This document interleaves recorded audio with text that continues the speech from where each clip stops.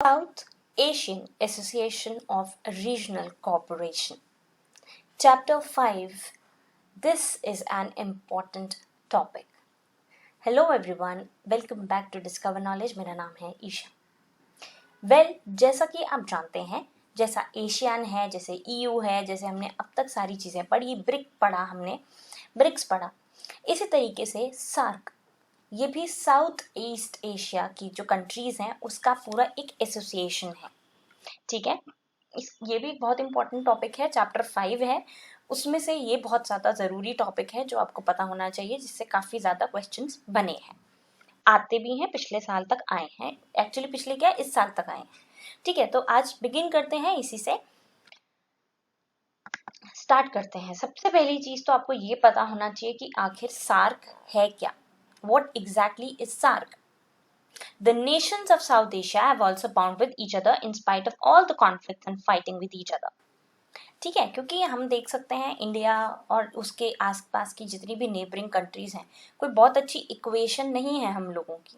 We are in constant fight over one thing और the other with each other, right. But उसके बावजूद भी ये एक एसोसिएशन है. ये जो साउथ एशिया के जितने भी कंट्रीज हैं, ये एक साथ आए हैं.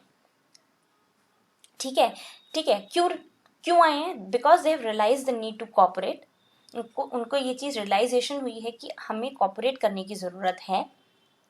ठीक है, and maintain friendly relations with each other, और साथ ही साथ में एक दूसरे से फ्रेंडली रिलेशंस रखना भी इक्वली इंपॉर्टेंट है. So as a result of which आप देखोगे जितने भी कॉन्फ्लिक्ट्स हैं उन सबको परे रखकर साउथ एशिया की जितनी कंट्रीज हैं, they have come up together and formed this association. ठीक है. Now South Asian cooperation for regional cooperation, ये पूरा जो साउथ ईस्ट एशिया का जो आपका ये पूरा सार्क की फुल फॉर्म भी आपको पूरी पता होनी चाहिए. तो that is South Asian Association for regional Cooperation. एक मेजर रीजनल इनिशिएटिव है जो कि साउथ एशिया की जो कंट्रीज हैं उन्होंने लिया ताकि वो कॉपरेट करें थ्रू मल्टीलेटरल मीन्स. तो ये एक इम्पॉर्टेंट आंसर है, ये एक इम्पॉर्टेंट क्वेश्चन है जिसका ये पूरा आंसर है जो आपको पता होना चाहिए. ठीक है. अच्छा, अब ये बना कब? ये बना 1985 में. अब वही एक बहुत ज़्यादा ज़रूरी है चीज़ जो कि सार्क मेंबर्स ने साइन करी. It was south Asian free trade. आप इसको साफ्टा भी कह सकते हो. That is South Asian free trade agreement, SAFTA. ठीक है, तो जितनी भी ये साउथ एशिया की जो कंट्रीज हैं उन्होंने ये साफ्टा साइन किया, जिससे एक फ्री ट्रेड जोन बना. इस साउथ एशिया के रीजन में एक फ्री ट्रेड जोन बना जो आपस में साउथ एशिया की कंट्रीज एक दूसरे से ट्रेड करते हैं, जहाँ पे कोई टैरिफ, कोई चार्जेस नहीं है. सो साफ्टा की फुल फॉर्म क्या है, कब बिगिन हुआ, सार्क क्या है, ये सारी चीज़ें इसमें एक इम्पॉर्टेंट टॉपिक है, 2 मार्क्स से भी 1 मार्क्स से भी. ठीक है. अच्छा, ये अब साइनिंग होनी चाहिए. आपको पता है हर कोई डिक्लेरेशन से साइन हुआ है, किसी ना किसी अग्रीमेंट से साइन हुआ है, राइट. इसी तरीके से जो सार्क है ये भी एस्टैब्लिश हुआ था with the signing of the SAARC charter. एक सार्क का पूरा चार्टर कह लो, एक अग्रीमेंट कह लो, वो बना. और कहाँ साइन हुआ? ढाका में साइन हुआ. कब साइन हुआ? 8 दिसंबर 1985 को हुआ. तो ये कहाँ साइन हुआ, किससे साइन हुआ, ये सारी चीज़ें आपको आनी चाहिए. This is very important 1 mark question. I repeat, जो ये सार्क एस्टैब्लिश हुआ, it was establish with the signing of the SAARC charter. SAARC का चार्टर साइन हुआ, उससे ये एस्टैब्लिश हुआ. और ये साइनिंग हुई कहाँ? हुई ढाका में. कब हुई? 8 दिसंबर 1985 को. इसकी फाउंडिंग कंट्रीज हैं जो आपको पता होनी चाहिए कि कौन सी फाउंडिंग कंट्रीज हैं इसकी. I repeat, Bangladesh, Bhutan, India, Maldives, Nepal, Pakistan and Sri Lanka. ये सारी की सारी जो 7 कंट्रीज हैं, ये फाउंडिंग कंट्रीज हैं सार्क की. ये पहली बार मिले थे कोलंबो में इन अप्रैल 1981. तो मतलब 1981 में इसकी डिस्कशन शुरू हुई कि ऐसा कोई रीजनल कॉपरेशन बनाने की ज़रूरत है. ठीक है, मल्टीलेटरल ट्रेड बनाने की ज़रूरत है, एक फ्री ट्रेड एरिया बनाने की ज़रूरत है, साफ्टा बनाने की ज़रूरत है. ये कंट्रीज थी बांग्लादेश, भूटान, इंडिया, मालदीव्स, नेपाल, पाकिस्तान एंड श्रीलंका. तो ये 7 फाउंडिंग कंट्रीज भी आपको पता होनी चाहिए. ये कब मिली पहली बार? ये मिले कोलंबो में इन अप्रैल 1981. और सार्क इस्टेब्लिश हुआ था by the signing of the SAARC charter in Dhaka on 8th of December 1985. ठीक है, इसका हेडक्वार्टर है काठमांडू में, नेपाल में। बहुत ज़रूरी क्वेश्चन है, 1 मार्क के पॉइंट से हर एक चीज़ एक्सट्रीमली इंपॉर्टेंट है जो यहाँ पे अभी मैंने आपको बताई है। इसी तरीके से जो लेटेस्ट कंट्री, जो एक कह सकते हो ना कि इमीडिएट कंट्री जो अभी इस सार्क का पार्ट बनी है, वॉज अफगानिस्तान।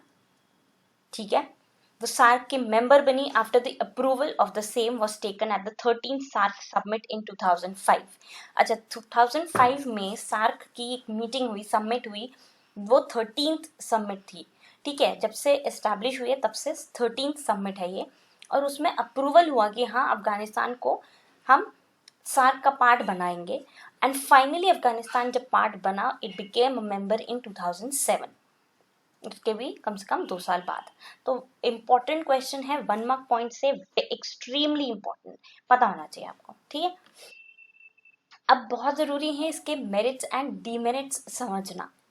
ठीक है, तो इसके सबसे पहले हम डीमेरिट्स जान लेते हैं कि डीमेरिट्स क्या है। इंटरनल थ्रेट, सबसे पहला डीमेरिट इंटरनल थ्रेट। ठीक है, क्योंकि एक दूसरे से अभी भी कहीं ना कहीं ईर्ष्या, जेलेसी है कि वो सुपर पावर ना बन जाए, कंपटीशन है, चाहे जितने भी कॉन्फ्लिक्ट्स थे हम लोगों के बीच, लेकिन उसके बावजूद भी हमने सार्क को बनाया।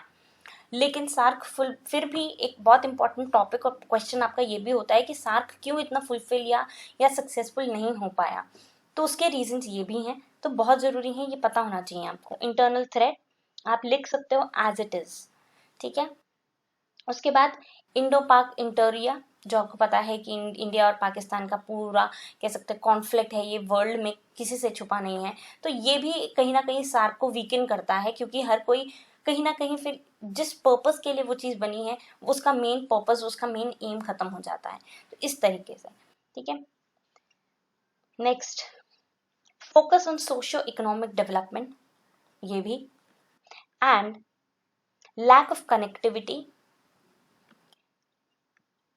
That's it. ये है सारे आपके डीमेरिट्स